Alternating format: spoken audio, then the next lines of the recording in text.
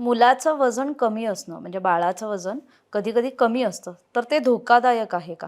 मी तुम्हाला पहिला मुद्दा म्हटलं की बाळाचं वजन हे जन्माच्या वजनाच्या पटीनेच वाढतं. हम्म.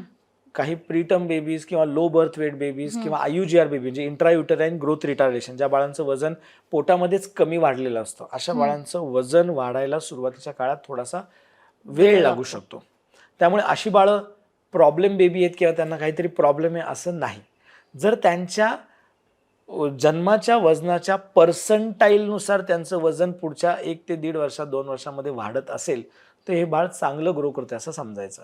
आणि हे बाळ जर ॲक्टिव्ह असेल, प्लेफुल असेल, खेळणार असेल, त्याची डेव्हलपमेंटल माइलस्टोन्स व्यवस्थित असतील तर हे बाळसुद्धा तेवढंच सुदृढ आहे जेवढं एखादं बाळ ज्याचं वजन जास्त आहे तेवढंच ते बाळ सुदृढ आहे. त्यामुळे कमी वजन वाढणारी बाळं हे सुदृढ नाही, हा चुकीचा हे आहे, निकष आहे.